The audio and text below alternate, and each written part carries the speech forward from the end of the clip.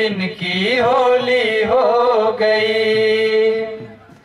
जिनका लगा तिल पर जा निशाना, उनका खुशी का ना कोई है ठिकाना। जिनका लगा तिल पर जा निशाना, उनका खुशी का ना कोई है ठिकाना। जिनका लगा तिल पर जा निशाना, उनकी खुशी का ना कोई है ठिकाना। जिनका लगा तिल पर जा निशाना, उनकी खुशी का ना कोई है ठिकाना। अमृत सी मीठी उनकी बोली हो गई हो, अमृत सी मीठी उनकी बोली हो गई। अमृत सी मीठी उनकी बोली हो गई। अमृत सी मीठी उनकी बोली हो गई। उनके लिए सचखंड की डोली हो गई। होली में अब के जिनकी होली हो गई। तैयार सचखंड की डोली हो गई। होली में अब की जिनकी होली हो गई। मन को घुमाया जिसने माला घुमा के, बोले स्वरूप उनसे सब मुस्का के। मन को घुमाया जिसने माला घुमा के, बोले स्वरूप उनसे सब मुस्का के। मन को घुमाया जिसने माला घुमा के, बोले स्वरूप उनसे सब मुस्का के। मन को घुमाया जिसने माला घुमा के, बोले स्वरूप उनसे सब मुस्का के। सूरत ये सजन की हम जोली हो गई। सूरत सजन की हम जोली हो गई। हो सूरत ये सजन की हम जोली हो गई। सूरत सजन की हम जोली हो गई। उनके लिए सचखंड की डोली हो गई। होली में अब के जिनकी होली हो गई। उनके लिए सचखंड की डोली हो गई। तैयार सचखंड की डोली हो गई। होली में अब के जिनकी होली हो गई। बंद कान से जिनको सुनने में आए, दूर धाम से उनको सतगुरु बुलवाए। बंद कान से जिनको सुनने में आए, दूर धाम से उनको सतगुरु बुलवाए।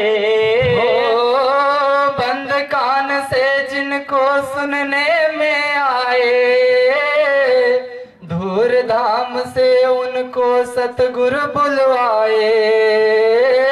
बंद कान से जिनको सुनने में आए, धूर धाम से उनको सतगुरु बुलवाए।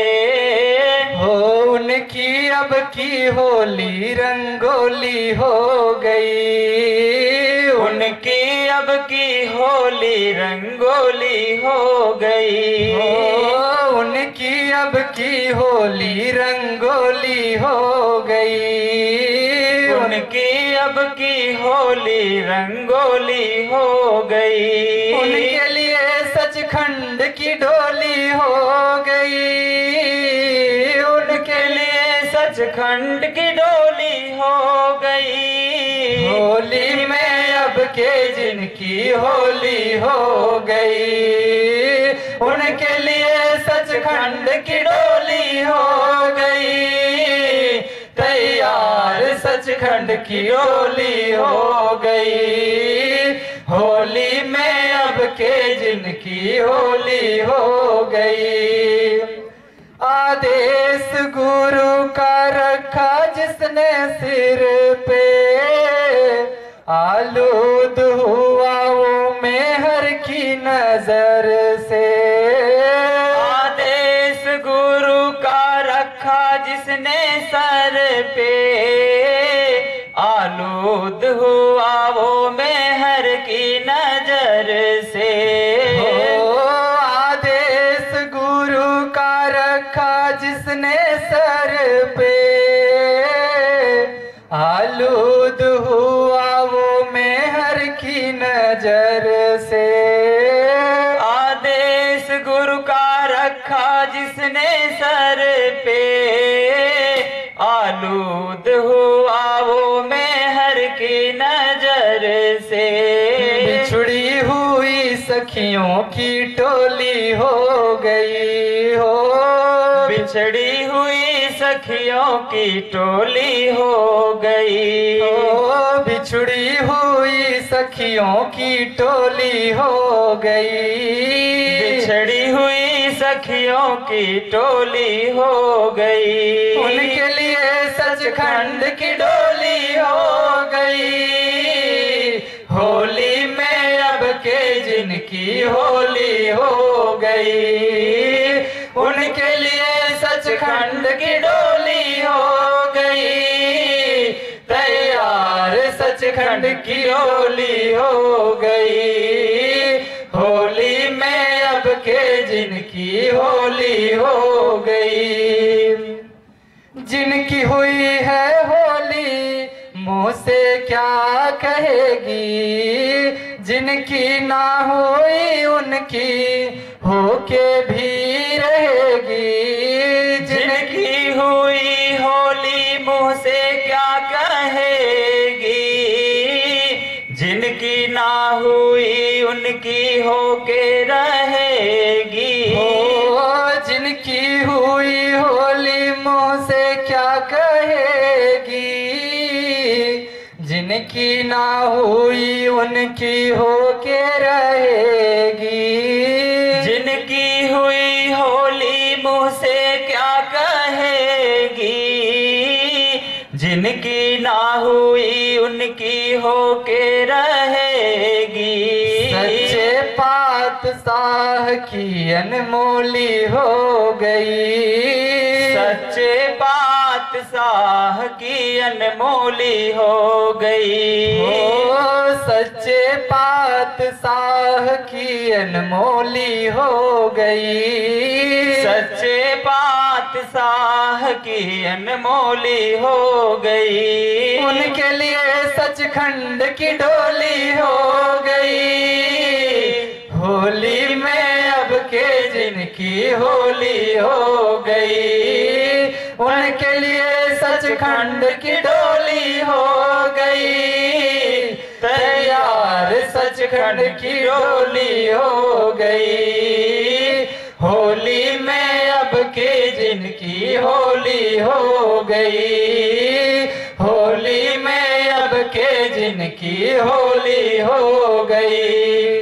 उनके लिए सचखंड की डोली हो गई, तैयार सचखंड की डोली हो गई। होली में अब जिनकी होली हो गई, होली में अब की जिनकी होली हो गई। जय गुरुदेव, जय गुरुदेव। आज रथ पर हो करके सवार सजनी, आज रथ पर हो करके सवार सजनी।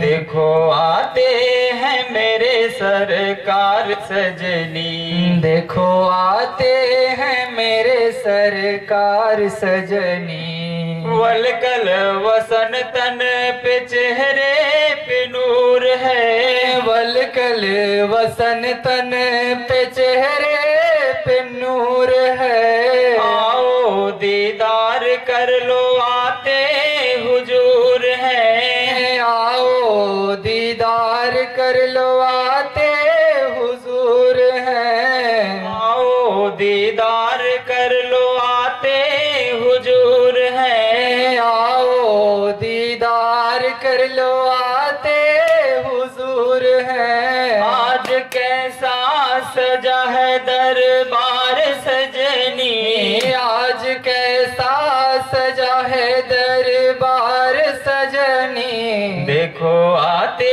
हैं मेरे सरकार सजनी। देखो आते हैं मेरे सरकार सजनी।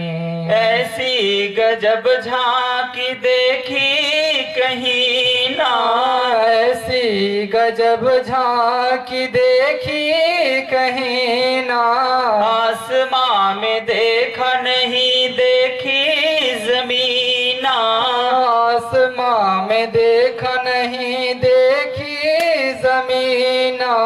गुरु के साथ चला गुरु परिवार सजनी। गुरु के साथ चला गुरु परिवार सजनी। देखो आ ही गए हैं सरकार सजनी। देखो आ ही गए हैं सरकार सजनी। लखीमपुर की देखो आज धन्य हुई धरती। लखीमपुर की देखो आज धन्य हुई धरती। कर जोड़ मालिक से विनती है करती। कर जोड़ मालिक से विनती है करती। आओ मितौली की जमी बार बार सजनी। आओ मितौली की जमी बार बार सजनी। देखो आ ही गए हैं सरकार सजनी। देखो आ ही गए हैं सरकार सजनी। हाथ जोड़ करके सदगुरु से करो प्रार्थना। हाथ जोड़ करके सतगुरु से करो प्रार्थना। हाथ जोड़ करके सदगुरु से करो प्रार्थना। हाथ जोड़ करके सतगुरु से करो प्रार्थना। सुन लो स्वामी हमारी आज करो अर्चना। सुन लो स्वामी जी हमारी आज करो अर्चना। करो छक छक के गुरु का दीदार सजनी। करो छक छक के गुरु का दीदार सजनी। देखो आ ही गए हैं सरकार सजनी। देखो आ ही गए हैं सरकार सजनी। अंतिम अरज स्वामी सुन लो हमारी। अंतिम अरज स्वामी सुन लो हमारी। कितनों को तार दिया अब हमारी बारी। कितनों को तार दिया अब हमारी बारी। करो हम सबका अब की उद्धार सजनी। करो हम सब का अब की उद्धार सजनी। देखो आते हैं मेरे सरकार सजनी। देखो आते हैं मेरे सरकार सजनी। आज रथ पर हो करके सवार सजनी। आज रथ पर हो करके सवार सजनी। देखो आ ही गए हैं सरकार सजनी। देखो आ ही गए हैं सरकार सजनी। जय गुरुदेव। आज प्यारे गुरु जी पधारे। निरखी रहे नैना हमारे। आज प्यारे गुरु जी पधारे। निरखी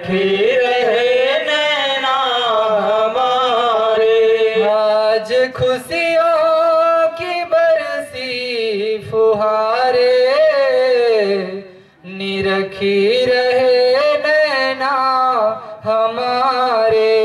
आज खुशियों की बरसे फुहारे, निरखी रहे नैना हमारे।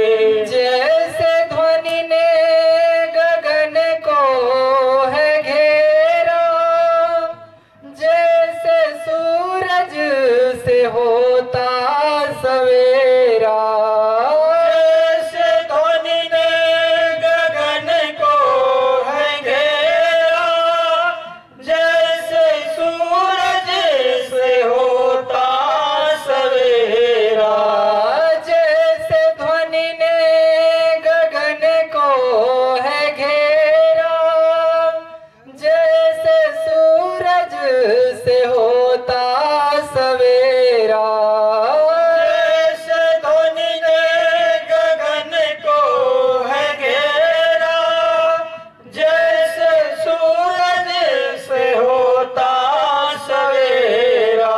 मेरे सतगुरु जी सबसे हैं प्यारे, निरखी रहे नैना हमारे।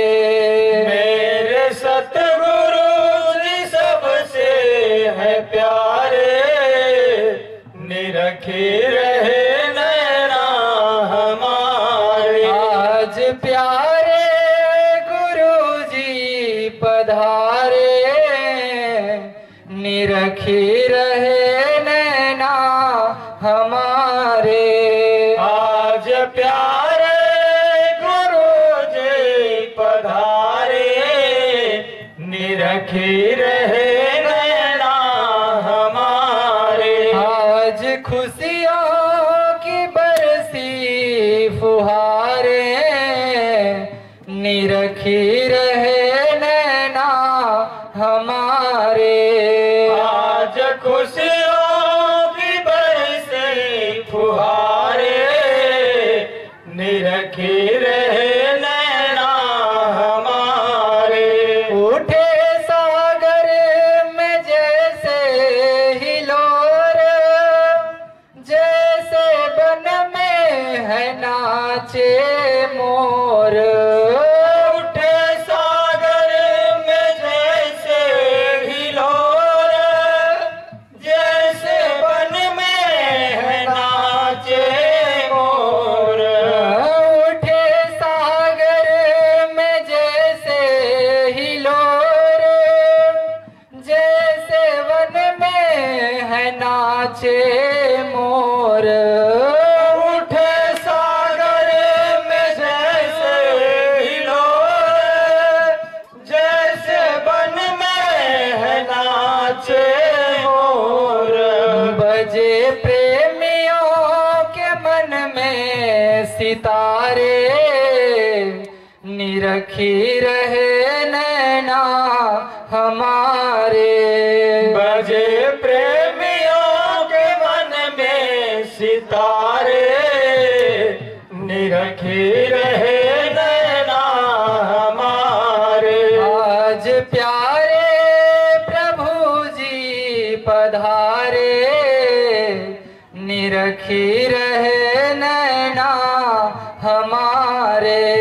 आज प्यारे प्रभु जी पधारे, निरखे रहे नैना हमारे। आज खुशियों की बरसी फुहारे, निरखी रहे नैना हमारे। आज खुशियों की बरसे फुहारे, निरखे रहे नैना हमारे। घड़ी पावन होली की आई, बजे मधुर मधुर संगीत भाई। घड़ी पावन होली की आई, बजे मधुर मधुर संगीत भाई।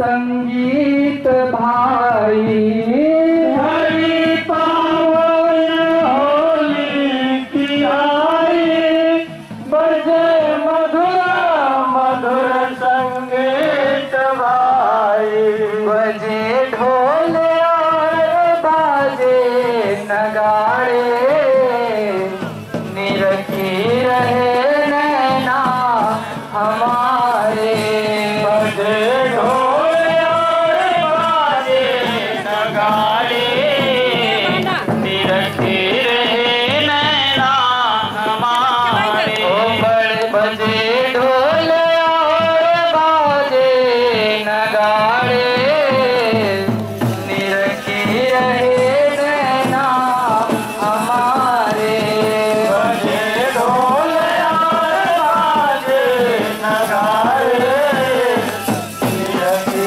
रहे नैना हमारे आज प्यारे प्रभु जी पधारे निरखी रहे नैना हमारे आज प्यारे प्रभु जी पधारे निरखी रहे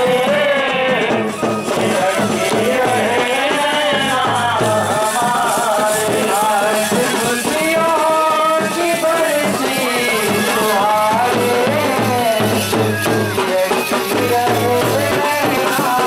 निरखी रहे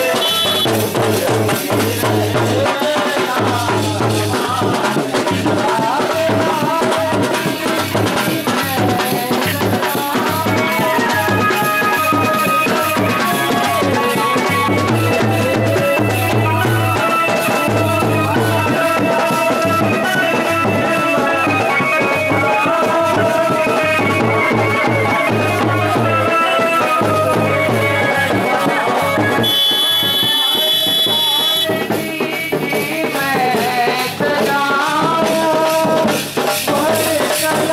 आज खुशियों की बरसी जल से चरण को पखारे निरखी रहे नैना हमारे आंसू जल से चरण को पखारे निरखी रहे नैना हमारे आंसू जल से चरण को पखारे निरखी रहे नैना हमारे आंसू जल से चरण को पखारे निरखी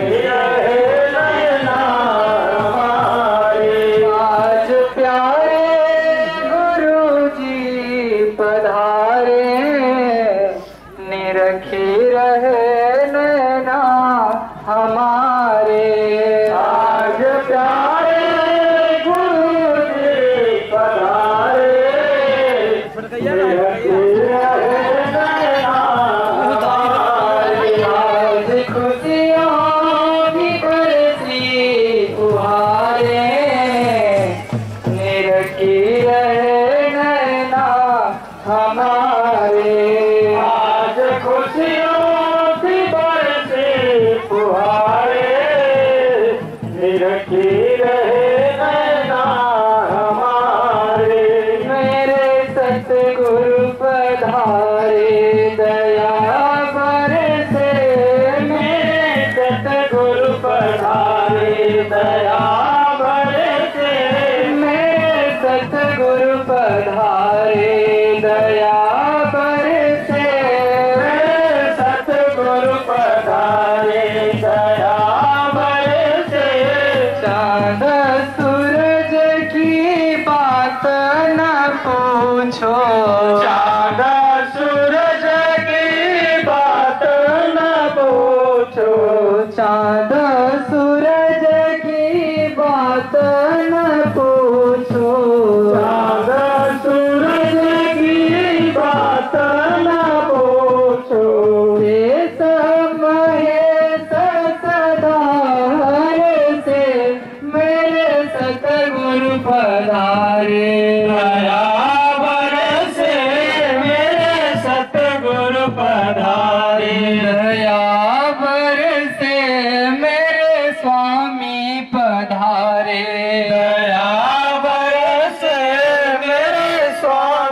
पधारे। देव तनुज सब शीस नवावत, देव तनुज सब शीस नवावत, देव तनुज सब शीस नवावत, देव तनुज सब शीस नवावत। घुमड़ घुमड़ बदरा बरसे मेरे सतगुरु पधारे। दया बरसे मेरे सतगुरु पधारे। दया बरसे मेरे स्वामी पधारे। दया बरसे मेरे स्वामी पधारे। सतसंगी जन अति सुख पावत, सतसंगी जन अति सुख पावत, सतसंगी जन अति सुख पावत, सतसंगी जन अति सुख पावत। सप्त यमी रस घट बरसे मेरे सतगुरु पधारे। दया बरसे मेरे सतगुरु पधारे। दया बरसे मेरे स्वामी पधारे। दया बरसे मेरे स्वामी पधारे। बेला पावन अति मन भावन, बेला पावन अति मन भावन, बेला पावन अति मन भावन, बेला पावन अति मन भावन। दसो दिशा मह मह मह के मेरे सतगुरु पधारे। दया बरसे मेरे सतगुरु पधारे। दया बरसे मेरे स्वामी पधारे।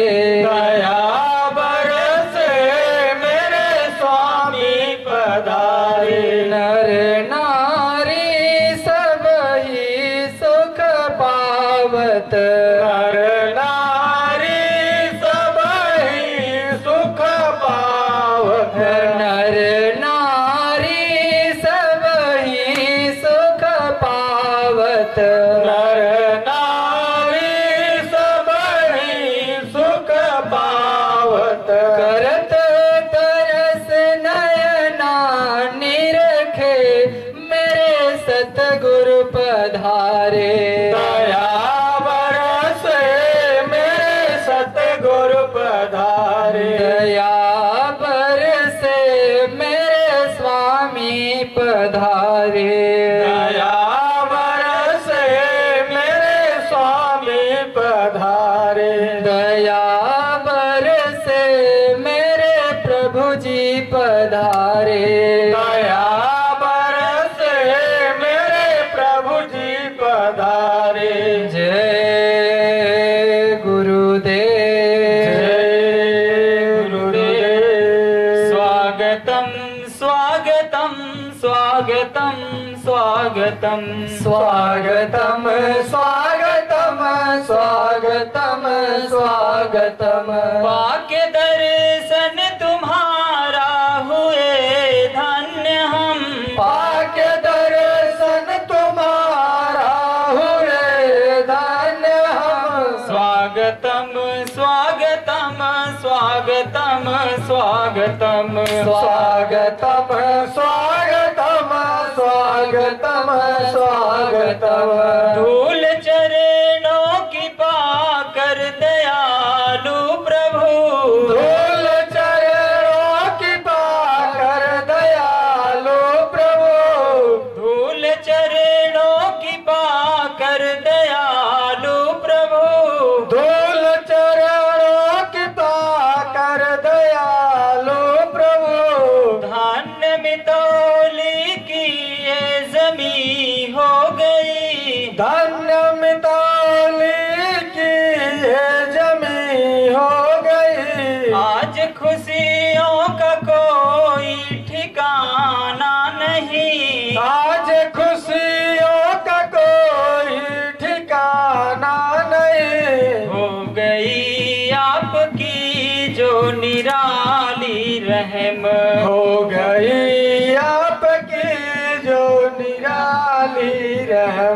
स्वागतम स्वागतम स्वागतम स्वागतम स्वागतम स्वागतम स्वागतम स्वागतम है करोड़ों तरसते नमन के लिए है करोड़ों तरसते नमन के लिए भावमाला लिए नित पुकारा करें भावमाला लिए नित पुकारा करे क्या मिला है कथ हम नहीं जानते क्या मिला है कथा हम नहीं जानते बढ़ चले हैं चरण रज कृपा पद पदम बढ़ चले हैं चरण रज कृपा पद पदम स्वागतम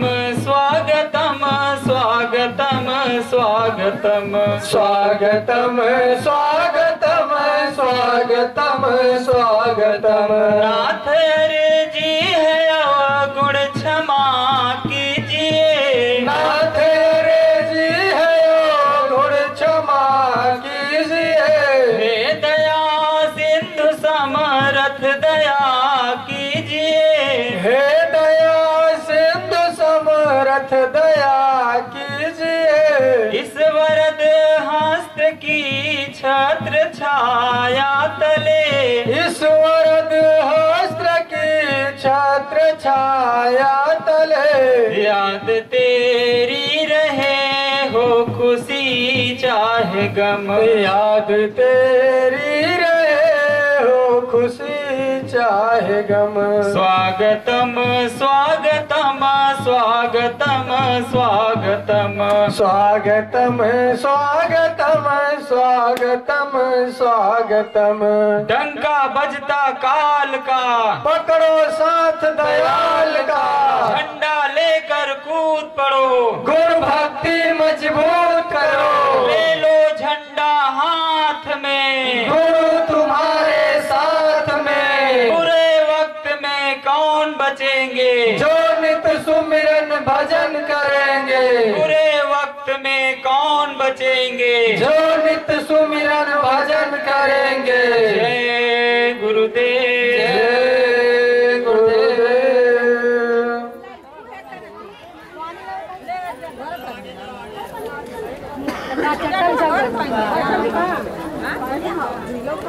चट्टा भी छान नहीं कोई अभी यही कर चट्टा का भी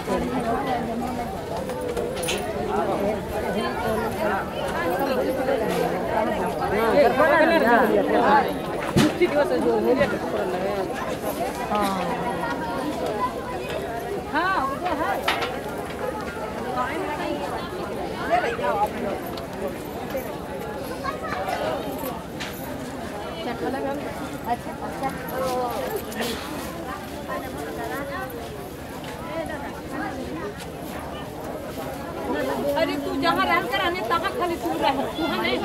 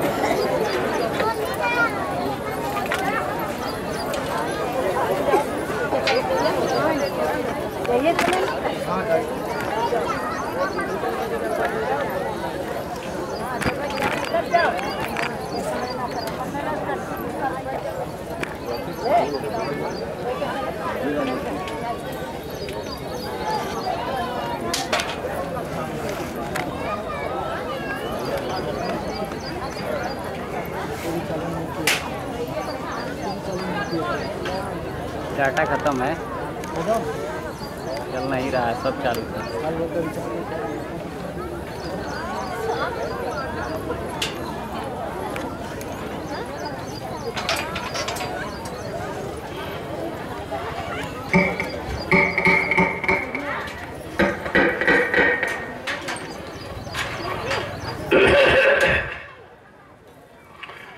चलो चलो जल्दी चलो,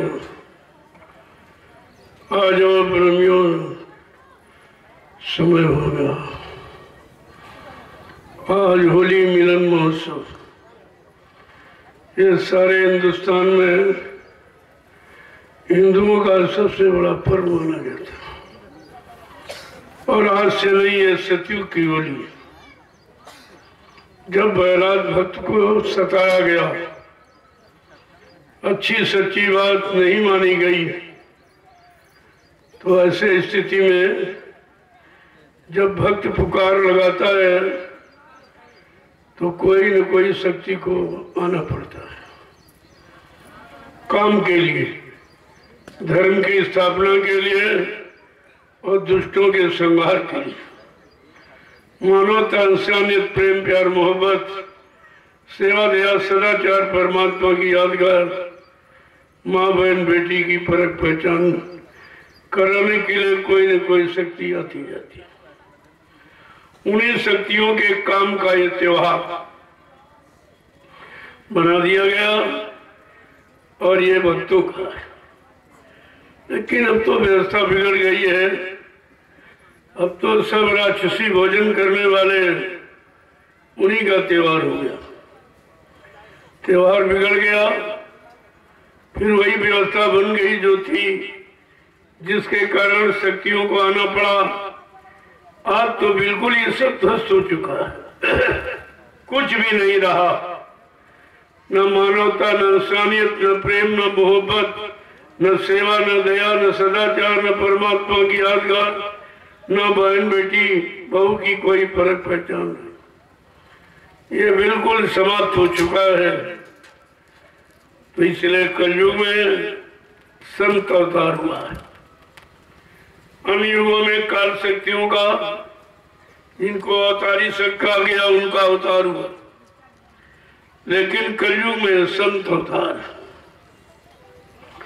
यानी व्यवस्था को पूर्णतया परिवर्तन करने के लिए। उस समय आई थी शक्तियां केवल सुधार की, और वो भी संहार के द्वारा सुधार, समझा बुझा के नहीं।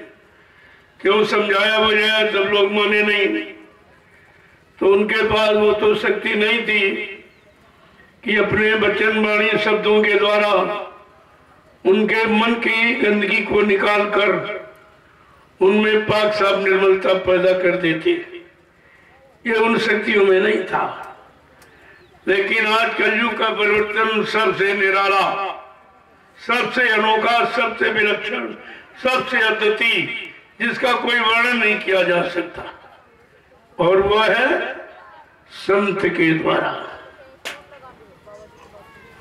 आज कलयुग में संत अवतार हुआ। अन्य युगों की पहचान आपको दी गई ताकि संत के अवतार में आपको कोई शंका न पैदा हो जाए। अन्य युगों में कहा है कि जब जब हो यह धर्म की हानि और बाढ़े आंसू रे अधम अभिमानी, कि तब तब प्रभु धरि मनुज शरीरा और ही कृपा निधि सचरण पीरा। इसके लिए अवतार हुआ, सज्जनों के दुख दर्द पीड़ा को दूर करने के लिए और दुष्टों के संहार के लिए हुआ, लेकिन सुधार के लिए नहीं हुआ। सुधार किया लेकिन संहार के द्वारा, मार काट हिंसा खूनी क्रांति के द्वारा सुधार हुआ। लेकिन आज कलयुग का परिवर्तन बिल्कुल अलग थलग अनोखा। न किसी को मारा जाएगा, न अपमानित किया जाएगा, न किसी के कुछ छीना जाएगा। बिल्कुल पाक साफ निर्मल पवित्र वैचारिक क्रांति के द्वारा ये परिवर्तन अद्वितीय अनोखा होगा, जिसकी शायद कोई सोच भी नहीं पा रहा होगा कि कैसा परिवर्तन होगा। बाबा जी ने पहले ही इशारा किया, यह परिवर्तन मानव बुद्धि के परे, न मानव सोच सकता है, न मानव कर सकता है, न मानव विश्वासी कर सकता। ऐसा अद्वितीय अनोखा विलक्षण परिवर्तन वो महाशक्ति के द्वारा। ये शक्तियां आई जिन्होंने देशी प्रदेशी परिवर्तन सुधार किया, मारकाट हिंसा करके, लेकिन ये परम शक्ति, परम पावन पवित्र शक्ति, जिसका कोई पारावार नहीं है, जिसका कोई लेख नहीं लिखा जा सकता, ऐसा अद्वितीय परिवर्तन इस कलयुग में हम सब जीवों के लिए होगा। उसी परिवर्तन का इंतजार है। बाकी कोई राजपाट धन दौलत मान सम्मान पद पाने का इंतजार नहीं है। इंतजार है उस समृद्ध मालिक का जो भूमंडल पर आया है देश दुनिया का सुधार और जीवात्माओं का उद्धार, ये दोनों काम करने के लिए आया है। ऐसी परम शक्ति को, अद्वितीय विलक्षण शक्ति को कोई पहचान नहीं पाया। जानकारी तो आपको सबने दी। सबसे बड़ी जानकारी मीराबाई जी के गुरु संत रविदास जी, उन्होंने जानकारी दी है कि भारत में अवतारी होगा जो अति विस्मयकारी होगा, ज्ञानी और विज्ञानी होगा, वो अद्भुत सेनानी हो। ऐसा सेनानी बम डालने वाला, हिंसा हत्या करने वाला, विनाश करने वाला नहीं, वैचारिक क्रांति के द्वारा देश दुनिया को मोड़ देगा और सही सच्चे रास्ते पर लाके खड़ा कर देगा और सारी जीवात्मा का उद्धार कल्याण करा देगा। कितनी बड़ी चीज आई है, लेकिन हम उनको पहचान नहीं पाए। साथ में रहे और आते जाते रहे, संदेश सुनते रहे, सेवा भी करते रहे, लेकिन पहचान नहीं पाया। तुम्हारे पास कोई पहचान ही नहीं रही, तभी तो मूल ब्रह्म संदेहों में आप चले गए हो। रविदास जी ने भी कहा, वो ऐसी अनोखी विलक्षण अद्वितीय शक्ति जो ऐसा काम करके दिखाएगा जो इस भूमंडल पर अन्य शक्तियों के लिए असंभव है, कोई नहीं कर सकता। कल वो क्या करेगा? जीते जी कई बार मरेगा, चंदम भेष में वो विचरेगा। कहा वो कई बार मरना जीना वो जानता है। वो जीवात्मा को शरीर से निकालना और फिर वापस ले आना, ये कला, ये क्रिया, ये द्वितीय विलक्षण विधि किसी के पास नहीं है। अब आपको सोचना चाहिए, ऐसी शक्ति तो भूमंडल पर कभी नहीं जिसने इस तरह का अनोखा काम जो असंभव है काल माया के देश में, क्योंकि ये मृत्यु का देश है। या मृत्यु हो जाने के बाद दोबारा फिर शरीर को जीवित नहीं किया जा सकता, लेकिन अनोखी विलक्षण शक्ति ये भी काम करके दिखा रही है कि जीते जी कई बार मरेगा और छन्नम भेष में वो विचरेगा। देश बचाने के लिए होगा एक आवाहन, युग परिवर्तन के लिए चले प्रबल तूफान। तीनों ओर से होगा हमला, देश के अंदर द्रोही घपला, सभी तरफ कोहराम मचेगा, कैसे हिंदुस्तान बचेगा। सबसे बड़ा काम वो क्या करेगा जो किसी की बुद्धि में नहीं है। जो लोग एकदम बौखलाए हुए, बौराने हुए, यानी जनता का धन ले रहे हैं, चूस रहे हैं, उनको ये मालूम नहीं है कि तुम्हारे पीछे कैसी शक्ति खड़ी है। क्या करेगी? का नेता, मंत्री और अधिकारी, इनको अब जान बचाना होगा भारी। ये छोड़ सब मैदान भगेंगे, अपने अपने घरों में छिपेंगे, लेकिन वो समृद्ध शक्ति क्या करेगी? ढूंढ ढूंढ कर बदला लेगा, सब हिसाब चुकता कर देगा। जिसने भारत मां सताई, जिसने इसकी करी लुटाई, और धरती माँ की जय बोली जा रही है, लेकिन उसको सताया कितना जा रहा। उस पर पलने वाले जीवों की निर्मम, निर्दोष, बेगुनाह हत्याएं की जा रही हैं। क्या धरती माँ को खुशी होगी? किसी माँ के गोदी का लाल अगर मार दिया जाए, यानी उसकी हत्या कर दी जाए, क्या माँ को खुशहाली होगी? इतना भी ये भूल गए, जिस धरती माता की जय जयकार करते हो, उसी धरती माँ पर पलने वाले, उसकी गोद में पलने वाले जीव जो बेचारे बेगुनाह हैं, कोई कुछ यानी नुकसान नहीं करते, कोई किसी तरह की हानि नहीं करते, लेकिन आज उनको निर्दोष मारा काटा सताया जा रहा, उनका मुर्दा मांस सब जीवों को खिलाया जा रहा, और खा करके ये सब पशु प्रवृत्ति में आ गए हैं और पशु जीवन व्यतीत कर रहे हैं और पशुओं जैसे भोगों के कर्म में लिप्त हो गए। ये आपको सब समझना चाहिए। आखिरकार उन्होंने ऐसा क्यों लिखा? आज नहीं, सैकड़ों साल पहले आए, तब ये अनुभव अपनी दिव्य दृष्टि के द्वारा देखकर भूत भविष्य वर्तमान को, तब उन्होंने ये लिखा कि आगे ऐसा समय आएगा, ऐसी महाशक्ति जो भूमंडल पर कभी आई नहीं, यानी स्वतः वो मालिक जो सबका सर्वेश्वर है, सबका अनामी महाप्रभु है, वो स्वतः मानव चोला धारण करके आएगा।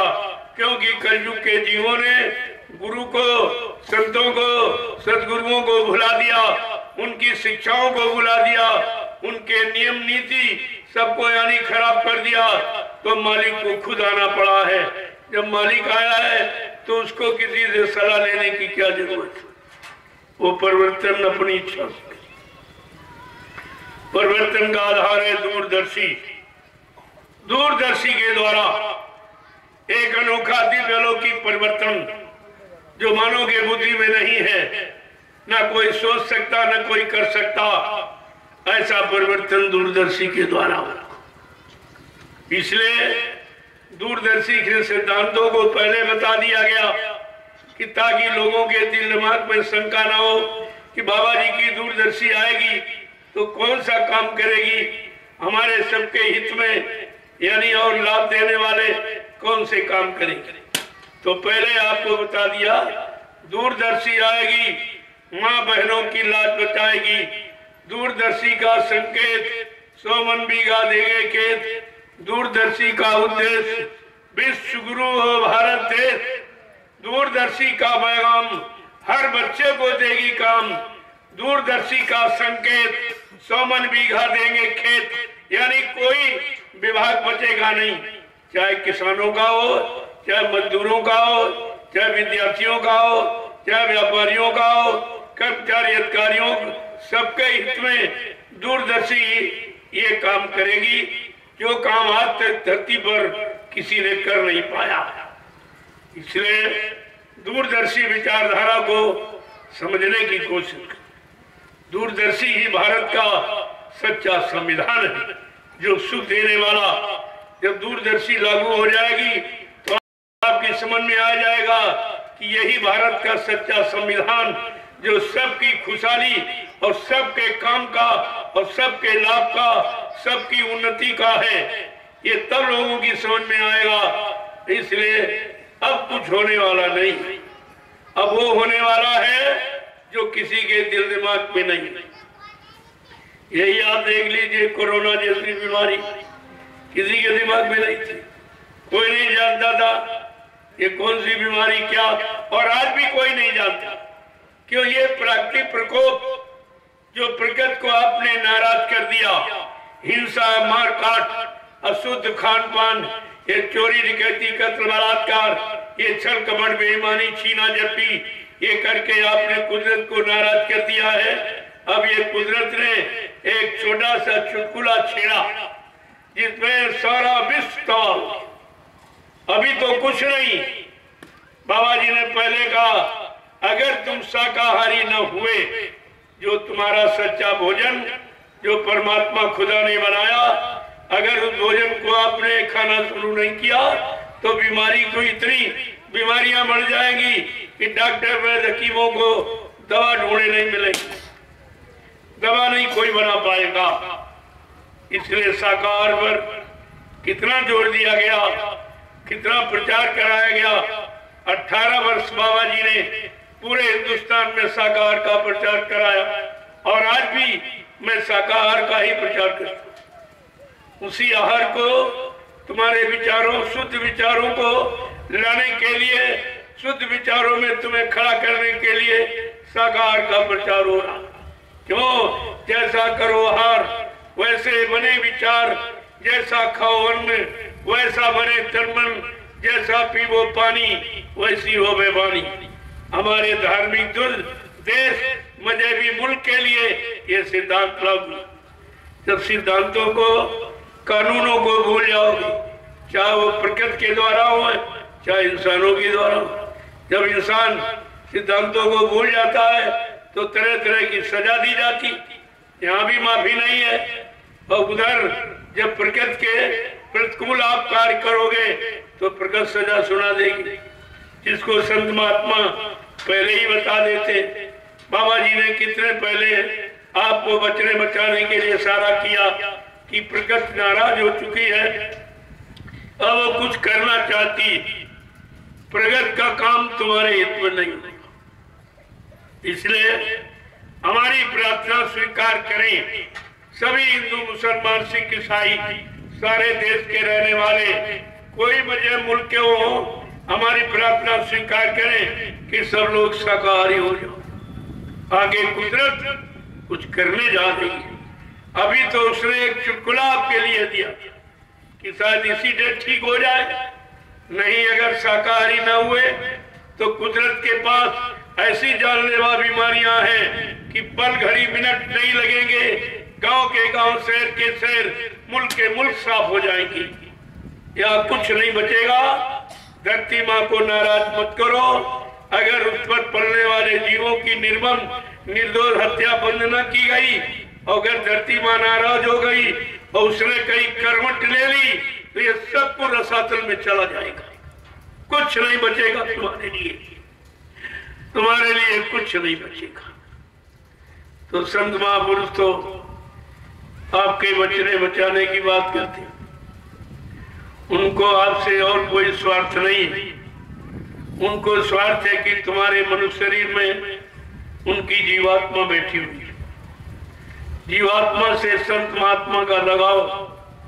तुम्हारे शरीर, रंग रूप, धन दौलत, जात पात आज से कोई उनका सरोकार नहीं है। वो अपनी जीवात्मा को लेने के लिए आए हैं। जीवात्मा को जगाने का निरंतर प्रयास करते हैं। जाग जाओ, अच्छी बात है। नहीं, काल माया के देश से निकलना बहुत मुश्किल है। बड़े बड़े राजे महाराजे, बादशाह, धनी मानी, ज्ञानी विज्ञानी आज भी नरकों में पड़े हुए जम की जूतियां खा रहे हैं। उनको कोई बचाने वाला नहीं है। ये विधान ही अलग है। प्रेमियों, आज है होली मिलन महोत्सव। सारे हिंदुस्तान में मनाया जाए, लेकिन मनाने का कारण सब भूल गए। मनाने से क्या लाभ मिला सब भूल गए। ये त्योहार किनका है ये भी भूल गए। सब कुछ खत्म हो चुका है। त्योहार का मतलब 3 आहार, हमारे जीवन के 3 आहार हैं, तीनों का गुण प्रभाव अलग अलग है। सत्वगुणी आहार करोगे जो कुदरत ने दिया वो करोगे तो सत्य विचार और सत्य कर्म और सच्ची सोच ये सब कुछ आपकी होगी। अगर आपने तमोगुणी आहार किया, तमोगुणी आहार किया तो मारकार हिंसा करने लगोगे। रजोगुणी आहार किया तो भोगी बन जाओगे, फिर रोगी बन जाओगे, शरीर की उम्र कम हो जाएगी। ये तीनों आहारों को ऋषि मुनि महात्माओं ने संपूर्ण मानव जाति के हित में बनाया, लेकिन आपने उस सिद्धांत को अपनाया नहीं, समझ नहीं पाया और किसी ने बताया भी नहीं। आप पहले महात्मा घूमा करते थे, घर गृहस्थी में आकर शुद्ध संदेश लोगों को देते रहते थे। जब लोग धर्म कर्म से अलग होने लगते थे तो उनको इशारा करके वो समझाते बताते थे, यानी समाज का देश का शुद्धिकरण करते थे। लेकिन आज वो तो महात्माएं नहीं, केवल भेदधारी रह गई, काम के जानकार नहीं है, उनको सत्य की जानकारी नहीं, मर्यादा की जानकारी नहीं, प्रेम प्यार मोहब्बत सेवा दया सदाचार परमात्मा की जानकारी नहीं, माँ बहन बेटी परख पहचान की जानकारी नहीं है। जब जानकार नहीं रहेंगे तो जानकारी नहीं मिलेगी, जानकारी नहीं मिलेगी तो सब यानी पथभ्रष्ट हो जाएंगे, सब मानवता इंसानियत को भूल जाएंगे। इतिहास बराबर जानकारी दे रहा, जिन जिन युगों में लोग धर्म को भूले, मानवता इंसानियत को भूले, प्रेम प्यार मोहब्बत सेवा दया सदाचार परमात्मा की यादगार भूल गए, माँ बेटी बहन की पहचान को भूल गए, तो कोई न कोई शक्ति परमात्मा की तरफ से आती जाती रही। हमारी गीता बराबर इशारा कर रही है कि यदा यदा ही धर्मस्य ग्लानिर्भवति भारत अभ्युत्थानम् धर्मस्य तदात्मानं सृजाम्यहम्। सब तरफ इशारा धर्म के लिए ही कि जब धर्म की हानि हो जाएगी, धर्म माने व्यवस्था, जब मानव जीवन की व्यवस्था बिगड़ जाएगी तब ये सब परेशानी में चले जाएंगे। उनकी परेशानी को दूर करने के लिए कोई न कोई आता जाता रहेगा। लेकिन गीता इतना कह के शांत नहीं हुई। ये तो सतयुग की बात, त्रेता की बात, द्वापर की बात आपको बताई गई, लेकिन गीता कह रही आगे तो कलयुग आ रहा, उस समय क्या होगा? क्योंकि जब सतयुग त्रेता द्वापर अच्छे युग हैं, अच्छी उम्र वाले, अच्छे खान पान वाले, अच्छी संग सोबत, अच्छे कर्म करने वाले, तब तो यानी विनाश उसमें भी हुआ, उसमें भी लोग बढ़ गए, तुष्टता यानी कहने वाले उसमें भी मतलब यानी बढ़ गए, तो उसको विनाश होना पड़ा। आगे तो घोर कलयुग आएगा, धर्म कर्म को बिल्कुल ही भूल जाएंगे। गोस्वामी महाराज ने इशारा करके बताया कि ऐसे मनुज, साफ साफ कहते, बड़े साफ शब्दों कहते कि ऐसे मनुज सुदुष्ट सब सतयुग त्रेता नाही और द्वापर कछुत के वृंद बहु हुई है कलयुग माए। पूरा हवाला दे दिया कि ऐसे अधम यानी अनाचार, भ्रष्टाचार, मांसाहार, व्यभिचार करने वाले सतयुग में नहीं थे। हाँ, त्रेता में कुछ हुए, उनका विनाश हुआ, द्वापर में और ज्यादा हो गए और बड़ा विनाश महाभारत हो गया। लेकिन कलयुग में ये सब छठे जीव आ जाएंगे, सब यानी मतलब इसी में एकदम सराबोर, यही कुकर्म दुष्कर्म करने वाले, यही गंदा खान पान करने वाले, यही जीवों की हिंसा हत्या करने वाले, ये सब कलयुग में पैदा हो जाएगा। तो उस समय इनका सुधार कैसे? चलो त्रेता द्वापर में खराब हुए तो अवतारी शक्ति आ गई, उसने ये सब काम मार काट हिंसा करके सुधार कर दिया। लेकिन कलयुग में तो सबके सब खराब होंगे, सबके मन खराब, सबका तन खराब, सबकी इंद्रियां खराब, सबका खान पान खराब, सबका सोचना, उठना बैठना, बोलना चालना, सोचना समझना, करना कराना, ये सब खराब। ऐसी खराबी को दूर करने की कौन सी शक्ति आएगी? तो मां गीता ने साफ साफ शब्दों में कहा कि साधु नाम विनाशाय दुष्कृता धर्म संस्थापन संभवानी युगे युगे। का साधु संत महात्मा बनेगी, वो अपनी शुद्ध भाव विचारों के द्वारा लोगों के मन को बदलेंगे, उनके खान पान को बदलेंगे, उनके तन शरीर को शुद्ध करेंगे और उनको एक अच्छा सच्चा रास्ता प्रभु प्राप्ति का दिखाएंगे। कल वो आएंगे। कितना साफ साफ तुम्हारे यहाँ लिख के रखा गया, आपने उस पर अगर विचार किया होता तो आज बाबा जी की बात तुम्हारे समझ में बहुत जल्दी आ गई होती और तुम उसे स्वीकार करके अपने जीवन में उतारना, लागू करना शुरू कर देते। अब तक आपका जीवन ही बदल जाता, लेकिन आपने कुछ नहीं किया। सुनते रहे, बुलाते रहे, सुनते रहे, छोड़ते रहे। जीवन में तो आपने उसको ले आए नहीं, ना आपने कभी लागू किया, तो स्थितियां और खराब होती चली गई। इतनी खराब हो रही है कि बड़ा सुधरना सुधरना मुश्किल है। आज ये पर्व, ये त्योहार वही यादगार आपको दे रहा, वही जानकारी दे रहा कि जब दुष्टों ने अपना आतंक यानी इच्छा दिया कर दिया और भक्तों की बात को, सच्चे लोगों की बात को नहीं माना गया, तो यानी योगियों ने जब तपस्या की, योग से शक्ति का आह्वान किया, तब वो काम करने वाली शक्ति आ गई जिसको आपने कहा नरसिंह भगवान। ये अवतार 10 अवतार आपके यहाँ हुए।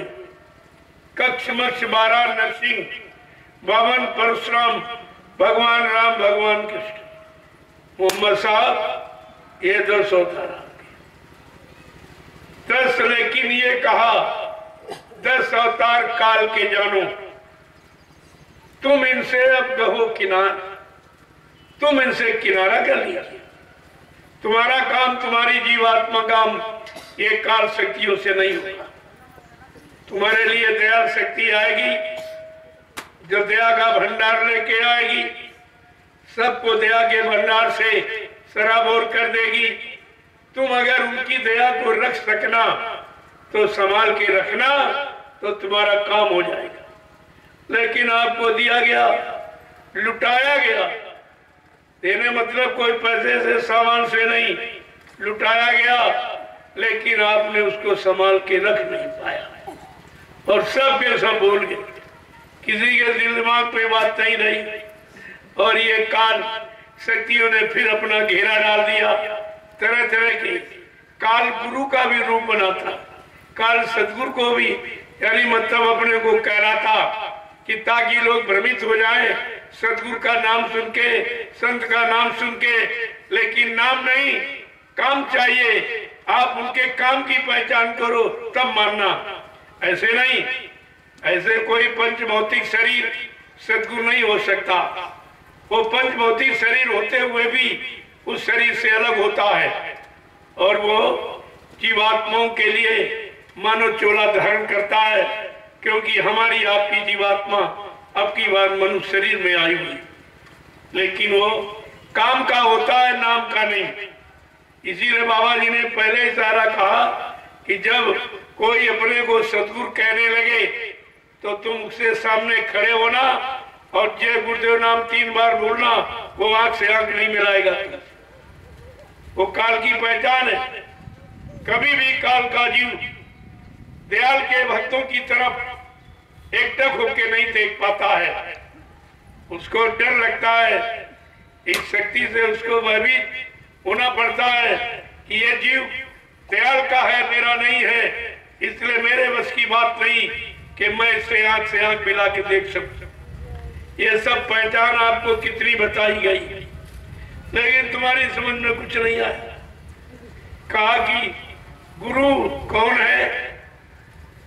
कहा गुरु वही जो शब्द स्नेही, शब्द बिना दूसर नहीं सही, सच्चा सदगुरु वही जिसके पास नाम की शब्द की कमाई, एक काल की कमाई, रुपया पैसा धन दौलत जमीन जायदाद नहीं, उसके पास नाम की कमाई है। वो नाम की कमाई के द्वारा यानी करोड़ों जीवों का काम कर सकता। अगर जीव उनकी रहनी गहनी में आ जाए, उनके सिद्धांत वचनों को मान ले, तो ये करोड़ों का काम कर देगा। ये सब पहचान आपको दी, लेकिन आपने तो कोई पहचान समझी नहीं और भूल भ्रम में चले गए। और काल के जीवों ने आपको घेर लिया। कोई सदगुरु लिख रहा, कोई संत लिख रहा, और तुम ये नहीं जानते हो ये कोई लिखावट बनावट सजावट का काम है या कोई डिग्री डिप्लोमा, कोई कॉलेज यूनिवर्सिटियां सदगुरु का, संत का, गुरु का बांटती है। अरे जरा सोचो समझो और विचारो। परमात्मा ने आपको मानव बुद्धि दी है केवल निरख परख पहचान के लिए, आपने उसका भी प्रयोग नहीं किया। इसलिए कलयुग में संत अवतार है, संत अवतार, लेकिन जो प्रकट होगा, अवतार अलग बात, प्रकट होना अलग। कहा जो प्रकट होते यानी अपनी इच्छा से आते काम करने के लिए और अपना काम पूरा करके अपनी इच्छा से जाती, उनको कहते दयाल प्रकट होता। वो प्रकट होते, जब चाहे तब प्रकट हो जाए, जब चाहे तब लुप्त हो जाए। आप उनके प्रकट होना और लुप्त होना, ये लीला, ये क्रिया को आप नहीं समझ सकते हो। किस लिए प्रकट होते, किस लिए बीच में लुप्त हो जाते। अगर इसी को जान जाते तो अपने समर्थ मालिक में आपको विश्वास नहीं होता और ये नहीं कहते कि गुरु चला गया। अरे वो चला गया, उसका काम कौन करेगा? आज तक किसी ने इस काम की आवाज ही नहीं लगाई। जानकारी नहीं थी तो करने की बात तो छोड़ दी थी, उनसे कैसे काम हो जाएगा? आपको इस पर विचार करना चाहिए। संत अवतार जब जब है जग में लिया, जीवों को पार जाने का अवसर मिला। संत अवतार जग में है जब जब लिया, जीवों को पार जाने का अवसर मिला। देखिए कितनी बड़ी बात मामूल संतों ने अवतार लिया है, इनको किसी ने भेजा नहीं है, न यहां से कोई इनको भगा सकता। अपनी इच्छा से आए और काम करके अपनी इच्छा से ही जाएंगे, ऐसे बीच में जाने वाले नहीं है। और आए किस लिए है? दया कर संत और सतगुरु धरा पर जब आते हैं।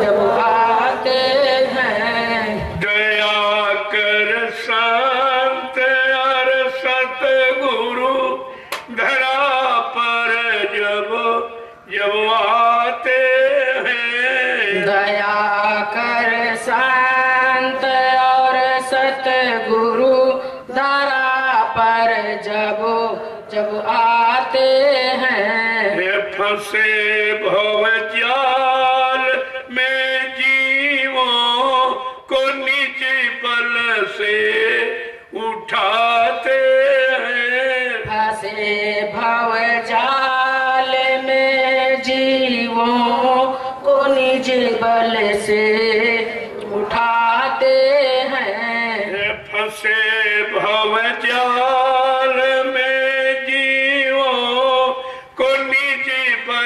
से उठाते हैं। फंसे भव जाल में जीवों को निज बल से उठाते हैं। ये सुना सत्संग की महिमा, पता घर का बताते हैं।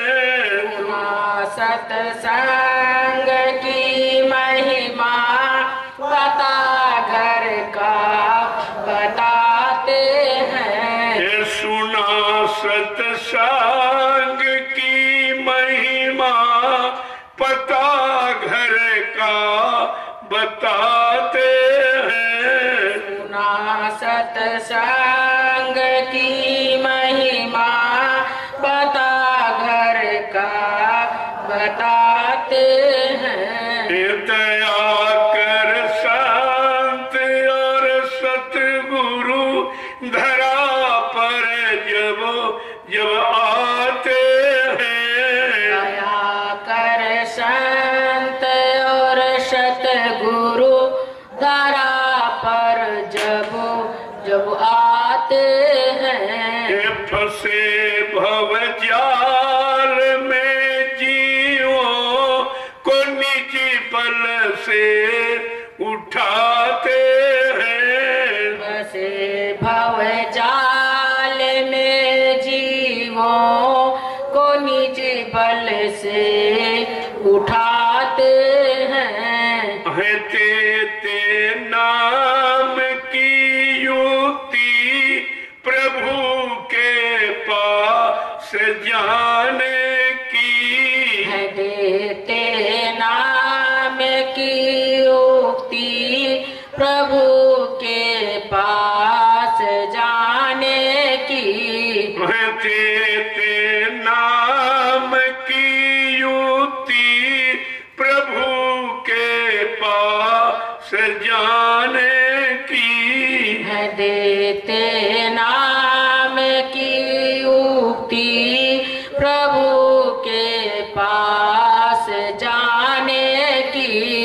ये प्याला नाम के रस का जिसे छक छक पिलाते हैं। ये प्याला नाम के रस का जिसे छक छक पिलाते हैं। ये दया कर शांत और सतगुरु धरा पर जब जब आते हैं। दया कर संत और सतगुरु धरा पर जब जब आते हैं। ये फंसे भव जाल में जीवों को निज बल से उठाते हैं। फंसे भव जाल में जीवों को निज बल से उठाते हैं। ये युगों की भूल बिछुड़ी आत्मा रोती बिलकती है। लोगों की भूल बिछुड़ी आत्मा रोती बिलखती है। ये युगों की भूल भटकी आत्मा रोती बिलखती है। युगों की भूल भटकी आत्मा रोती बिलखती है। ये सहारा नाम का देकर इसे अपना बनाते हैं। सहारा नाम का देकर इसे अपना बनाते हैं। ये सहारा नाम का देकर इसे अपना बनाते हैं। सहारा नाम का देकर बनाते हैं। जला कर कर्मों की ढेरी करा कर सेवा तन मन की। जला कर कर्म की ढेरी करा कर सेवा तन मन की।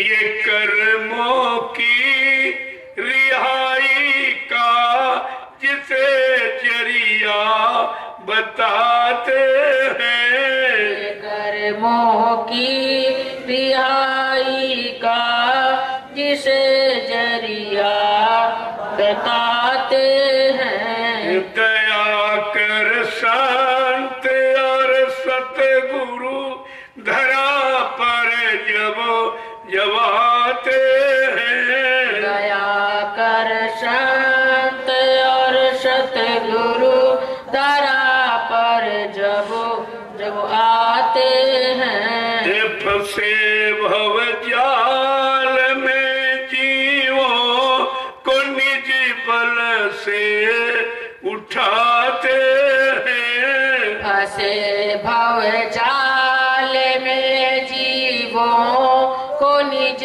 बल से उठाते हैं। जय गुरुदेव। जय गुरुदेव। प्रेमियों, ये उनके आगमन की सूचना है। क्यों आते हैं, किस काम के लिए आते हैं, कहां से आते हैं और जीवों को कहां ले जाते हैं, यह है उनका परिचय। ताकि आपको कोई स्वार्थी, लोभी, लालची, मायावी काल का जीव सदगुरु नाम के आगे लिख के, संत लिखकर, सरकार महाराज लिखकर आपको धोखे में न रखे। ये परिचय मैंने आपको दिया। ये उनकी पहचान है, ये उनका काम है। काम से ही तो पहचान होती है।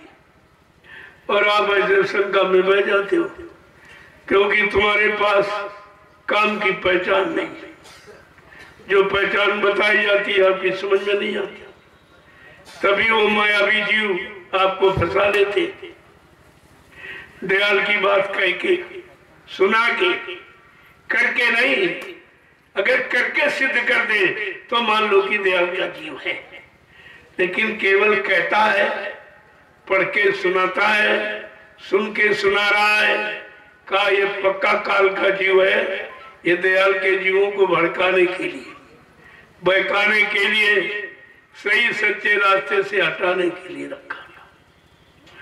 तो बड़ी सतर्कता के साथ आपको इस पराये देश में रहना है, क्योंकि पराये देश में, पराई हुकूमत में, पराये राज्य में तुम अपने अनुसार नहीं रह सकते। तुमको उसकी गुलामी, अधीनता स्वीकार करनी ही पड़ती। लेकिन संत दयाल हैं, संत महान सम्राट हैं। वो किसी के अनुसार जीना नहीं चाहते, नहीं रहते। वो जीवों को एक नई दिशा, एक नया बोर्ड, एक जीवन का नया रास्ता उसको बताते। उनका एक काम है।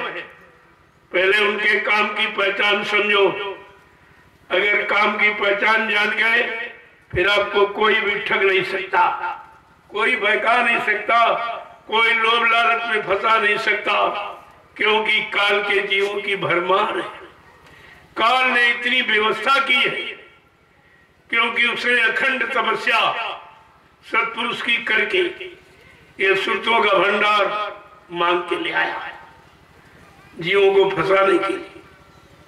लेकिन दयाल ने कहा था, भंडार तो तुमको दिया जा रहा, लेकिन एक मेरी संत सूरत, एक संत बोध मृत्युलोक मंडल में आता जाता रहेगा। वो जीवात्माओं को जगाता रहेगा, घर पहुंचाता रहेगा। तुम्हारी उसमें कोई दखलंदाजी नहीं हुई। कहा हाँ ठीक है, स्वीकार किया। और इसीलिए जब कबीर साहब आए, उन्होंने जीवों को जगाना शुरू किया, तो काल कहता ये क्या आप कर रहे हैं? तो क्यों? कल मैंने अखंड तपस्या सत्पुरुष की। उन्होंने एव मस्त करके हमको ये अखंड अखंड सुरतों रूहों का भंडार दे दिया, आप कैसे जगा के ले जाए? तब उन्होंने याद दिलाया कि जब तुझे वरदान दिया गया था तेरे भी कहा गया था कि मेरी एक संत सूरत संत बहुत मृत्यु मंडल पर आता जाता रहेगा, जीवों को नाम के द्वारा जगाता रहेगा, अपने नाम बेड़े पर बिठाकर भवसागर को तेरा भवसागर पार करके अपने घर पहुंचाता रहेगा, तेरी कोई दिखलंदाजी नहीं हुई। कहा हाँ ये तो कहा था। काल कह रहा कबीर साहब से भाई कैसे आप ले जाओगे? कबीर साहब कहते 5 नाम के द्वारा।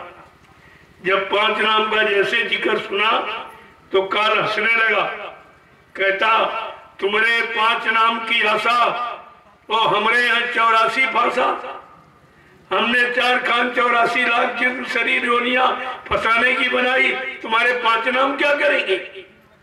कबीर साहब कहते हैं अरे मूर्ख, तुझे नहीं मालूम तेरे एक नाम में तेरी मेरे एक नाम में तेरी सारी 84 सिमट जाएगी, जो पहला नाम है। काल भगवान का ही कहा भी तो 4 नाम तो बाकी पड़े, वो क्या करेंगे, वो तुझे क्या मालूम? फिर काल ने कहा अच्छा एक बात है कि मैंने 2 लोहिया जाल बनाए, उनका क्या होगा? कल कौन से? कल लोहे से मजबूत, जिसको तुम्हारा साधक भी जल्दी काटेगा नहीं, इनकार नहीं करेगा। कहा वो कौन से? कहा एक दौलत का एक औरत का। ये 2 महाजाल मैंने बनाए, इनको तुम्हारा साधक भी इनकार नहीं करेगा। कबीर साहब ने फिर आगे नहीं बताया कि 4 नाम क्या करे, तुझे क्या मालूम? अरे जब 4 नाम 5 नाम का 5 नाम का सुमरन करो, श्याम श्वेत में सूरत दसो। जब तुमने ये काम कर लिया, सूरत को इस अंधकार से, इस तिमिर से, इस काल माया की कर्मों की गंदगी से जैसे अलग किया, वो अपने घर की तरफ चल पड़ेगी। कहा काम क्रोध लोभ मोह छोड़ भागे मैदान, कहा ऐसा मैदान छोड़ के भाग जाएगी। ऐसा रास्ता हमें आपको मिला। फिर भी तुम भ्रमित हो जाते हो, शंका में चले जाते हो, इधर उधर बह जाते हो, अपना नुकसान करते हो, और तुम गाते ये रहे गैर के द्वारे जाके पर बंदा झुका, फर्क आएगी मालिक तेरे नाम पर। अब तुमने ये भूल गए, तुम गैरों के काल के जीवों के दरवाजों पर जा करके सिद्धा प्रणाम, जो सिर तुमने गुरु को नतमस्तक किया है, दे दिया है, इसका अधिकारी अब कोई नहीं है। और तुमने गुरु का अपमान किया जाता, जो उनको दे दिया वो दूसरे को कैसे दो देते आप? वो तो आपने दे दिया, तन मन दिया, फिर क्या अपना रहा। ऐसी भक्ति कोई जन बिरला करे, इसलिए भक्ति सबसे ना कमाई गई। भक्ति करना है आसान इतना नहीं जितना वाणी से सबको सुनाई गई। बिन गुरु के कृपा भक्ति होती नहीं, जिसको सत्संग बिना कोई पाई नहीं। बगैर गुरु के भक्ति नहीं होती और बगैर सत्संग के मिलती नहीं। और तुम्हें दोनों चीजें मिले, सदगुरु मिले, युक्ति मिली और नाम की भक्ति मिली, लेकिन समझ आप कुछ नहीं पाए, क्योंकि तुमने समझने का प्रयास नहीं, इसीलिए आप सब बह गए। तो कबीर साहब काल से पूछ रहे हैं कि तूने ये धोखे का दरबार कैसा लगाया, झूठ दरबार। पूछते हैं कि निरंजन स्वामी कैसो तेरो दरबार, निरंजन स्वामी कैसो तेरो दरबार। ऐ निरंजन काल भगवान, तूने ये धोखेधड़ी का कैसा दरबार लगाया? क्या कह रहे हैं कि पाखंडिन की जग में पूजा संतों को कहे लबार। पाखंडिन की जग में पूजा संतों को कहे लबार। विज्ञानी को परम ब्रह्म कहे, ज्ञानी मूढ़ गंवार। निरंजन स्वामी कैसो तेरो दरबार। का जो पाखंड करता है, नकल करता गुरु सतगुरु की, पाखंड करता है, तरह तरह का भेष बनाता है, का उन पाखंडियों की पूजा होती। अंदर में खाली और बाहर में आपको पाखंड दिखा रहा है। रात तो अंदर में है, ज्ञान अंदर में है, सब कुछ अंदर, शक्ति अंदर में है। बाहर तो ये खोखला एक चमड़े का खोल खड़ा है, इसमें कुछ नहीं, इसमें कुछ नहीं। और तुम्हारे पास अंदर की पहचान नहीं। इसी चमड़े के खोखले को देखकर, खोखले के ऊपर ही सजावट बनावट को देख करके आप फंस जाते हो और तुम्हें अंदर का भेद मालूम नहीं, क्योंकि अंतर वृत्ति कभी होकर आपने नाम की साधना नहीं की। जब अंतर्वृत्ति से साधना करोगे नाम की कमाई, तो पूरी सच्चाई का बोध तुम्हारे पास।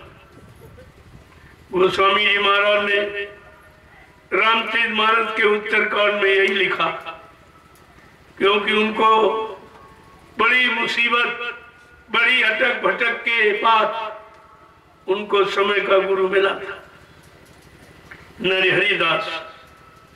उनसे नाम की युक्ति मिल गई। जब अब सब तरफ तो उब चुके थे, बाहर की कोई इच्छा नहीं रह गई थी, सारे भोगों से एकदम पूर्णतया परिचित जानी सराबोर थे। उधर तो मन जाने को कहता ही अब नहीं था। उन्होंने जब अंतर्वृत्ति में बैठकर स्थिर प्रज्ञ होकर जब नाम की कमाई किया, गुरु को सामने रखकर, तो बहुत जल्दी सब प्रकट हो गया।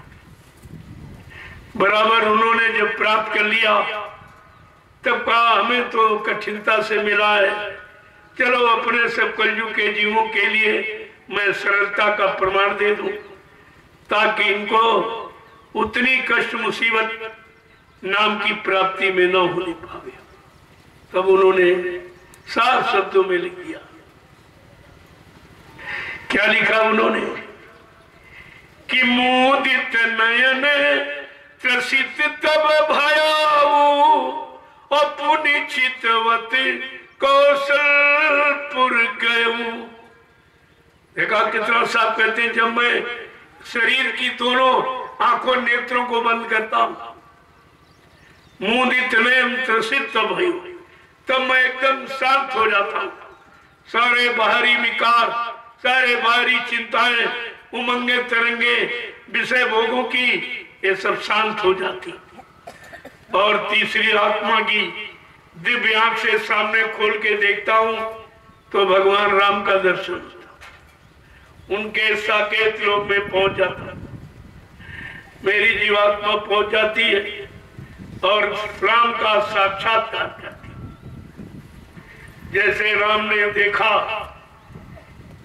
कि मोही पिलो की राम मुस्काई, अभी असत तुरत गयो मुख माई। कि भगवान राम ने जैसे मुझको देखा, सामने में खड़ा था, बड़े खुश हुए कि मेरे घर ये कैसे आ गया, क्योंकि तमाम बीच में दरवाजे हैं, वो दरवाजे किसने खोल दिए। कहा कि ये देखकर उनको बड़ी खुशी हुई। मोह बिलोग राम मुस्काई, बियसत तुरंत गयो मुख माई। जैसे वो खुशी हुए तो दरवाजा खुल गया, तो मैं अंदर चला गया। तो क्या देख रहा हूं कि उधर माज सुन यहाँ नजर आया, और देखूं बहु ब्रह्मांड निकाया। का उधर मत में, यहाँ ज्ञानियों ने तोड़ मरोड़ दिया, बताया उधर माने पेट में। अरे पेट की रचना तो किसी सर्जन से पूछ लो, बता देगा। पेट की रचना में यानी खून है, हड्डी है, मांस है, मन और मूत्र से भरा हुआ है। लेकिन गोस्वामी महाराज लिखते हैं कि क्या कि उधर माज सुन नजर आया, कहूँ ब्रह्मांड निकाया। मैं उधर माने जब मध्य में पहुंचा, बड़े बड़े ब्रह्मांडों की रचना मैंने अपने दिव्य नेत्र से देखी। आगे क्या करें, जैसे जैसे मैं आगे बढ़ता जा रहा हूँ, चढ़ता जा रहा हूँ, 5 नामों का क्रमबद्ध यानी जैसा बताया वैसे आगे आगे करता जा रहा हूँ, तो मुझे ये सब प्राप्त होता जा रहा है। क्या कह रहे हैं आगे कि अति विचित्रता इन लोग का रचना अमित ये किते का कि कोटिन चतुरा नन गौरी सा अवगणित शेष शारदाई सा। ये 5 नाम की सैर बता दी। जब मैं गुरु के इशारे पर जैसे जैसे एक नाम की मंजिल को पाया, दूसरे नाम में, तीसरे नाम में, चौथे, 5 नाम की सैर करके मैं वहां पहुंच गया जहां से जीवात्मा का मुकाम है। यही से जीवात्मा का मुकाम माना जाता है। और इससे आगे सतलोक है, इसके आगे अलख लोक है, फिर अगम लोक है, और सबसे ऊपर अनाम लोक, अनामी धाम है, जहां से ये अनामी महाप्रभु अब की बार मानव चोला धारण करके मृत लोक मंडल में हम सब जीवात्माओं को मनुष्य शरीर से जगाकर ले जाने के लिए, घर पहुंचाने के लिए, मालिक से मिलाने के लिए आए। हमने आपने ऐसे समृद्ध मालिक को बिल्कुल पहचान नहीं पाया। ये कितनी बड़ी भूल हुई है, कितना बड़ा हमने अपने भाग पर पत्थर गिरा लिया कि सब कुछ मिला लेकिन समझ कुछ नहीं पाया, ले कुछ नहीं पाया, खाली के खाली रह गए। प्रेमियों, आज ये त्योहार जीवात्मा का जब ही होगा जब इन 5 नाम की सैर करके अपने असली मंडल मुकाम पर पहुंचेगी, तब उसका त्योहार माने खुशी। होली दिवाली सब वही पर हो जाएगी। सदा दिवाली संत घर हरदम रहे त्योहार, संत दिवाली करत है सत्यलोक की मां। ये सब जानकारी आपको रखनी चाहिए। जय गुरुदेव। गुरुदेव सत्संग तो शाम को सुनाऊंगा। आप तो ये होली मिलन महोत्सव के पर्व को कैसे मनाएंगे? अब आपको कलयुग की हुई, जो गंदगी की आपने बना ली वो शुद्धता की। गंदगी में रहकर तो देखा कुछ नहीं, सिवाय नुकसान के अलावा तुम्हारे हाथ कुछ नहीं लगा। 4 आने का आपने रंग खरीदा और 400 की ड्रेस खराब कर दी। ये कौन सी बुद्धिमानी? 4 आने के रंग से 400 की ड्रेस आपने रंग डाल के खराब कर दी। ये कौन सी खुशी है? ये खुशी है कि दुख हो गया और समझ कुछ नहीं पा रहे। सारा होली का हुड़दंग कर दिया। होली सी तो होली, अब तेरी मेरी हम होली। वो तो होली प्रहलाद की होली, लेकिन तुम्हारी कब होगी? वो तो कर्मों की होली जला दी नरसिंह भगवान ने और दुष्ट को समाप्त कर दिया, मार डाला। तो प्रहलाद की तो सुख की होली हो गई। आत्मिक आनंद की नहीं हुई, उनकी भी सुख की हुई। एक क्षण बाद शारीरिक सुख मिल गया, मान सम्मान, लेकिन आत्मा की कोई खुशी नहीं। आत्मा की होली दिवाली जानते ही नहीं, तो मनाएगा जब काल के कर्मों का जाल ये समाप्त हो जाएगा, खत्म हो जाएगा, जला दिया जाएगा, तब जीवात्मा की होली का शुभारंभ होगा। तब और यहां से जैसे पहुंची परम प्रकाश रूप तीन राती, न चाहिए घिर दिया और बाती, बस वहां दिवाली हो जाएगी। ऐसे उसका पवित्र मंडल मुकाम है जहाँ चिराग बत्ती जलाने की कोई जरूरत नहीं, अनवरत अखंड प्रकाश हमेशा ही रहे। वो प्रकाश का देशी है, वो प्रकाश का मंडल है। वहां पर पहुंचने पर दिवाली हो जाएगी और जब कर्मों का जाल यहीं से टूट जाए, खत्म हो जाए, चल पड़े तो होली हो जाएगी। ये होली और दिवाली सच्चाई का तो ये है, बाकी झूठा का आज तक आप मनाते रहे तो दिवाली में दिवाला निकल गया और होली में सब कुछ, यानी जो कुछ होना था तुम्हारा नुकसान सब हो गया और तुम अभी नहीं समझ पा रहे हो। करोड़ों कुंटल लकड़ी जला दी गई, क्या मतलब निकला? लकड़ी जलाने कौन सा त्योहार है? लकड़ी या तो खाना पकाने में जलाई जाती या अंतिम संस्कार जब मौत हो जाती है तो शरीर के जलाने के काम आती। लेकिन ये बीच में आपने लकड़ी का त्योहार कैसे मनाया? क्योंकि आपको सही सच्चा रास्ता बताया। महापुरुषों ने इशारा किया कि लकड़ी जल कोयला भई, कोयला भई लख रात, कोयला जल भई रात, और मैं विधना ऐसी जली कोयला भई न रात। कुछ नहीं मिला, कुछ नहीं मिला, राख का कोई प्रयोग नहीं हुआ। मैं जब जलाई गई, मेरा ये तन जलाया गया, कोयला राख कुछ नहीं बना, किसी के काम नहीं आया। तो हमारा मरना और जीना और जलाना किसी के काम नहीं आया, यानी सब कुछ खत्म हो गया, कुछ नहीं मिला। और फिर भी आज तक इस हानि से हम बच नहीं पा रहे।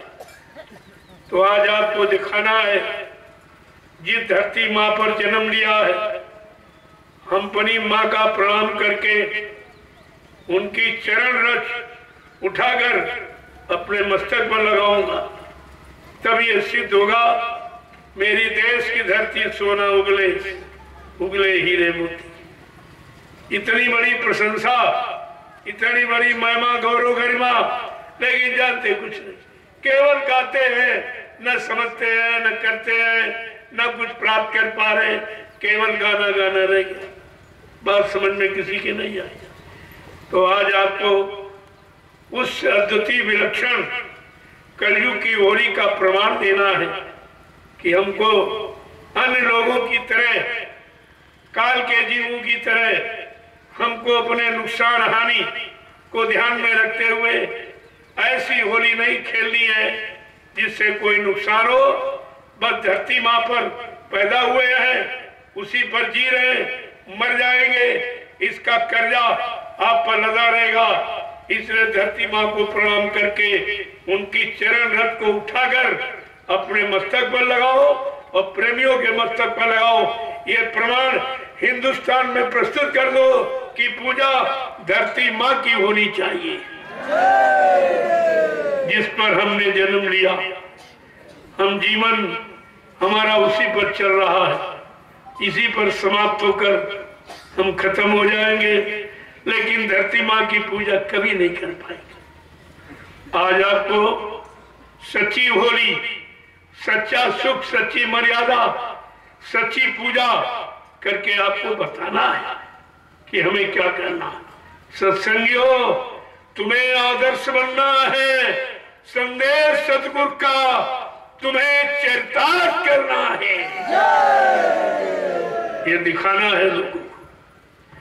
जय गुरुदेव। अब आप लोग खड़े हो जाइए, खड़े हो जाओ प्रेमियों। ये धरती माँ की चरण रज अपने हाथ में और सबके मस्तक पर लगाकर ये कहो कि भाई कोई गलती, भूल चूक, कोई त्रुटि हो गई हो तो आप माफ कर दीजिए। 1 साल की गलती की माफी, और ये भी संकल्प हो कि दोबारा फिर करेंगे। कोई भूल चूक हो जाएगी तो फिर आपको माफी। बस यही सच्चा त्योहार है। आपस में मिलिए, आप महिलाएं महिलाओं से, पुरुष पुरुष से, बच्चे बच्चों से, लड़कियां लड़कियों से। इस मर्यादा को बराबर ध्यान रखिए। ये मर्यादा हमारे भारत देश की है। मर्यादा को, अनुशासन को ध्यान में रखते हुए आज होली का एक नया चलचित्र आपको करके दिखाना है कि होली किसे कहते हैं और होली का मतलब क्या है, क्या होना चाहिए था। अगर वो आप कर डालते तो ये व्यवस्था, ये समस्या आपके सामने दुख तकलीफों की नहीं होती। इस धरती मां पर तो कितना अत्याचार किया गया। रविदास जी ने कहा भी, जिसने धरती मां सताई, जिसने इसकी करी लुटाई, कहा इन सबको भुगतान करना पड़ेगा, उनको ये सजा का भागीदार बनना पड़ेगा। इस धरती मां पर रहने वाले, पलने वाले कितने जीव जो उसकी गोदी में पले, जैसे माँ की गोदी का लाल पला हुआ अगर कोई मार दे, काट दे, माँ को कितनी तकलीफ होती है, उसी तरह धरती माँ की गोदी में पलने वाले जीवों की आज ये निर्दोष बेगुनाह ये हत्या और हिंसा जो कराई जा रही है, ये दुख का कारण धीरे धीरे ये उनके विनाश का कारण बन जाएगा। ये उनके विनाश का कारण बन जाएगा। जय गुरुदेव। अब आप आपस में मिलिए बड़े प्रेम के साथ। कोई गलती गुनाह भूल चूक हो गई हो तो उसकी माफी, आज माफी मिल जाएगी आप, क्योंकि आज ये माफी पाने का दिन है। तिथि तारीख अपने बड़े गुनाहों की, भूल चूक त्रुटि की माफी मांगो और कहे मालिक से प्रार्थना करो कि हम सबको ऐसी सद्बुद्धि, सद्ज्ञान दे कि हम एक दूसरे की मदद, एक दूसरे की